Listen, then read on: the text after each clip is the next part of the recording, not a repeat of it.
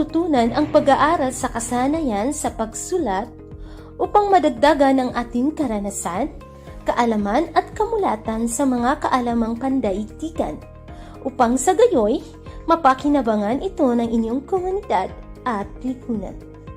Isang magandang umaga mga mag-aaral. Ikinagagalak ko kayong makasama sa ating talakayan. Ito ang inyong guro, Ma'am Jamalia T. Hinaga, para sa asignaturang Malikaing Pagsulat na may paksang aralin na malikaing akda sa kontekstong pampanitikan at sosyo-politikal. Inaasahan sa katapusan ng aralin ito ay matatapon ng mga mag-aaral ang kasanayang pampagkatuto. Una, natutukoy ang iba't ibang malikaing pampanitikan at sosyo-politikal na konteksto ng mga akda. Ikalawa, na ipamamalas ang kamalayan at sensitibidad sa iba't ibang orientasyon ng malikaing pagsulat. Ikatatlo, nasusuri ang malikaing akda sa kontekstong pampanitikan at sosyo-politikal. Bago tayo magpatuloy sa ating talakayan ay sagutin muna ang aking ihandang subukin o pretest upang sa ganoon ay matukoy kung may kaalaman kayo sa ating bagong aralin ngayon. Panuto. Salungguhitan ang sagot sa loob ng panaklong upang sa ganon ay matukoy ang sagot sa bawat bilag. Una, isa itong pananaw sa pagsusuring pampanitikan na tumutukoy sa katotohanan ng buhay na may layuning ilahad ang mga pangyayari sa tunay na buhay. Feminismo, romantisismo, realismo.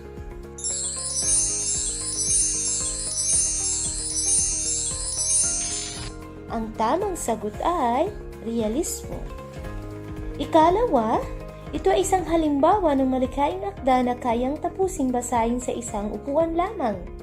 Ito ay maikli, may mga kaunting tauhan at may isang kakintalan.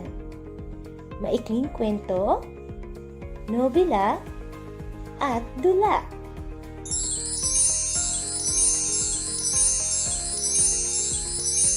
Ang tamang sagot ay maikling kwento. Ikatatlo, ito ay isang akdang patula na nagsasalaysay ng karanasan ng isang bayan, kultura o lahi. Ikinukwento rito ang buhay ng isang bayani at ng bayang kanyang kinabibilangan. Bugtong, ipiko, salawikain.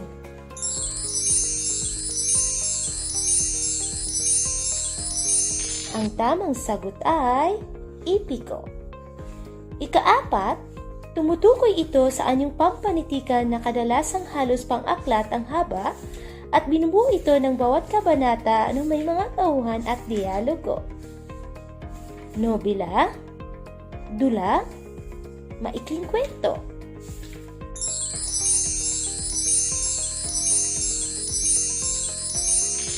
Ang tamang sagot ay nobela. Ikalima,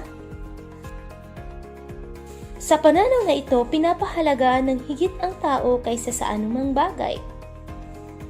Imahismo, formalismo, humanismo.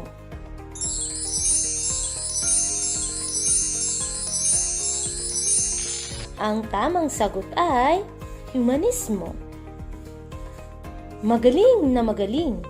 Nasubukan mong gawin ang subukin o pretest. Ngayon ay magsisimula na tayo sa ating pagkalugad ng bagong kaalaman. Ang ating paksa ay tungkol sa malikaing akda sa kontekstong pampanitikan at sosyo-politikal. Ano ang pananaw at teorya? Ang pananaw ay tumutukoy sa paniniwala o persepsyon ng isang individual o isang pangkat. Ang teorya ay tumutukoy sa simulain o prinsipyo ng mga tiyak na kaisipang kailangan sa paglikha ng malinaw at sistematikong paraan ng paglalarawan o pagpapaliwanag ng isang bagay. Paano nga ba sumuri ng isang akdang pampanitikan?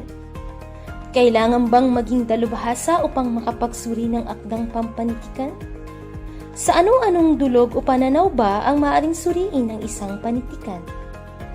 Narito ang mga sumusunod na pagdulog o pananaw at pahapyaw na pagpapaliwanag sa katangian ng bawat isa. Moralistiko, Sa pananaw na ito, sinusuri ang panitikan batay sa pagpapahalagang taglay nito. Mababatik ng isang manunuri kung taglay ba ng akda ang pagpapahalaga sa disiplina, moralidad at kaayusang nararapat at inaasahan ng madla. Sosyological. Sa pamamagitan ng pananaw na ito, mahihinuha ang kalagayan ng lipunan ng panahong isinulat ang akda. Karamihan sa mga akdang sinusuri, gamit ang pananaw na ito ay dumadalumat sa kalagayan ng lipunan at sa uri ng mga taong namayagpag sa panahong ito. Psychological. Sa pananaw na ito, makikita ang takbo o galaw ng isipan ng manunulat. Mahihinuha sa kanyang akda ang antas ng kanyang pamumuhay, ang kanyang paninindigan, paniniwala at pagpapahalaga. Gayun din ang mga idea o kaisipang naglalaro sa kanyang isipan at kamalayan. Formalismo. Sa pamamagitan ng pananaw na ito, binibigyang pansin ng manunuri ang kaisahan ng mga bahagi at ang kabuuan ng akda ng malayo sa pinagmulang kapaligiran, era o panahon at maging sa pagkatao katangian ng may akda. Imahismo. Laganap kasi sa panahon ito ang romantisismo sa panitikan kaya't inilunsad ang imahismo na naglalayong magpahayag ng malinaw gamit ang mga tiyak na larawang visual. Nagiging mas epektibo ang pagpapahayag ng mensahe sa kadahilanang nabibigyang buhay ng mayakda ang kaisipang nais ipahiwatig. Humanismo. Binibigyang pansin ng pananaw na ito ang kakayahan o katangian ng tao sa maraming bagay. Ang pananaw na ito ay nagpapahalaga higit sa tao kaysa sa anumang bagay. Marxismo. Ito ay nakabase sa teorya ni Karl Marx patungkol sa pagkakaiba-iba ng kalagayan sa buhay at ang implikasyon ng sistemang kapitalista sa ating lipunan. Karaniwang ginagamit ang pananaw Marxismo sa pagbibigay halaga sa tunggalian sa pagitan ng dalawang malalakas at magkasalungat na puwersa o kapangyarihan tulad ng tunggalian sa pagitan ng mahihirap at mayayaman, may kapangyarihan at naaapi. Ipinapakita ng Marxismo kung paano ang mahihirap at manggagawa ay naaapi hindi lang sa panitikan kundi higit sa lahat sa tunay na buhay. Feminismo. Sa pamamagitan ng pananaw na ito, nasusuri ang kalagayan ng kababaihan at ang pagkakapantay-pantay ng kalagayan ng kababaihan at kalalakihan sa lipunan at maging sa panitikan. Layon nito, banan ang anumang diskriminasyon, eksploitasyon, opresyon at ang tradisyonal na pananaw sa kababaihan. Eksistensyalismo. Ipinapakita sa pananaw na ito ang tao ay malayang nagpasya para sa kanyang sarili upang mapalutang ang pagiging individual nito at nang sa gayon ay hindi maikahon ng lipunan. Makikita o maibabanaag ito sa uri ng mga tauhang gumaganap sa akda. Ginagamit din sa pagsusuri ng panitikan ang tatlong malalaking kilusang pansining at pampanitikan tulad ng mga sumusunod. Una ay ang klasisismo. Pinapahalagan nito ang katuwiran at pagsusuri. Layunin nitong mailahad ang katotohanan, kabutihan at kagandahan.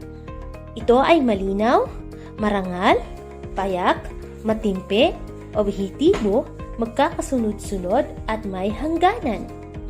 Romanticismo. Ito ay isang malaking kalusang pansining at pampanitikan sa Europa na sumibol noong huling bahagi ng 1800 at pagpasok ng 1900. Ang sumusunod ay ang katangian ng mga akdang romantisismo. Binibigyang halaga nito ang individualismo kaysa kolektivismo, ang revolusyon kaysa konserbatismo, imahinasyon kaysa katwiran, at likas kaysa pagpipigil. Kung ang panitikan sa panahon ng klasisismo ay may maayos, mapayapa, ideal at rasyonal, sa panahon naman ng romantisismo ay higit na lumutang ang damdamin kaysa kaisipan. Realismo. Ipinapakita ng panitikang realismo ang katotohanan. Ipinalalasap nito ang katotohanan ng buhay, maging ito man ay hindi maganda. Layunin nitong ilahad ang mga pangyayari sa tunay na buhay. Ano ang sosyopolitikaw? Ito ay isang bahagi ng agham na nakapokus sa lipunan o ugnayang panlipunan at ng politikal na sistema. Parehong may kondisyon ang dalawang ito sa isa't isa. Halimbawa, ang isyong pangkapaligiran. Ibig sabihin nito ay ang ugali ng tao sa umiiral sa isang lipunan sa pangangalaga ng kapaligiran at ang mga batas na ipinapatupad ng pamahalaan. Ang ikalawang halimbawa ay ang nobelang No Limitangiri ni Rizal. Ang istorya hindi naman ang hinahinat na ng pag-iibigan nila ni Maria Clara, kundi ang kanser ng lipunan sa panahon ng mga Espanyol at ang istorya ng Pilipinas. Binabati ko kayo mga mag-aaral sa walang sawang pakikinig ng aking discussion. Kung gayon ay nais kong malaman kung may naunawaan kayo sa aking natapos na leksyon. Sagutin ang tayahin o post-test. Kung maaari ay handa ang inyong papel at ballpen. Panuto. Kilalanin kung anong pagdulog o pananaw ang tinutukoy sa bawat bilang. Isulat ang sagot sa patlang at nasa kahon ang pagpipilian. Sosyologikal, feminismo, marxismo, moralistiko, psikolohikal. Ang unang tanong ay tumutukoy ito sa pagbibigay halaga sa tunggalian sa pagitan ng dalawang malalakas at magkasalungat na puwersa.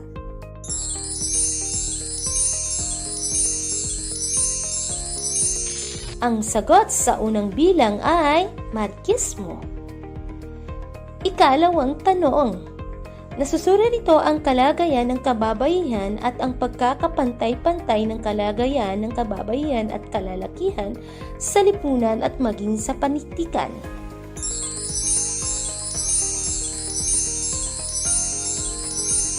Ang sagot sa ikalawang tanong ay feminismo.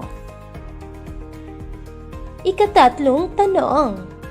Mababatid ito ang may taglay ng akda ng pagpapahalaga, disiplina, moralidad at kaayusan.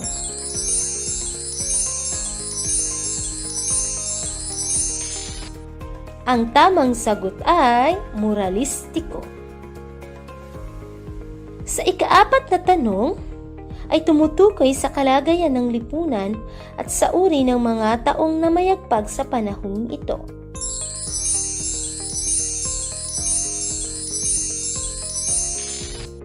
Ang tamang sagot ay sosyologikal. Sa huling tanong naman ay makikita rito ang takbo ng galaw ng isipan ng manunulat, kanyang paninindigan, paniniwala at pagpapahalaga.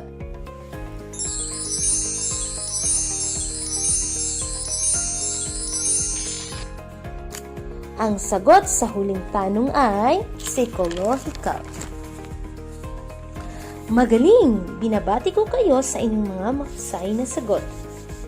Para naman sa karagdagang gawain, basahin ang maikling kwento na nasa link na ito.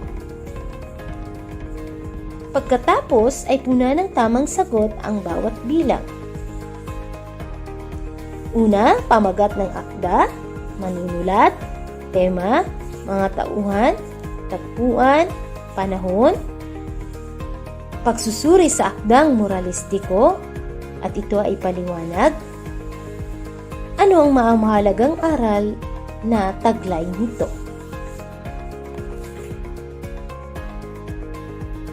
Ayon kay Aristotle, ang ugat ng karunungan ay mapait, subalit ang bunga ay matamis. Kaya mga mag-aaral, hinihikayat ko kayong huwag mawalan ng ganang matuto. Sama-sama nating isulong ang No Bangsamoro Child We Left Behind. Naway may natutunan kayo ngayong araw. Hanggang sa muli at maraming salamat sa pakikinig.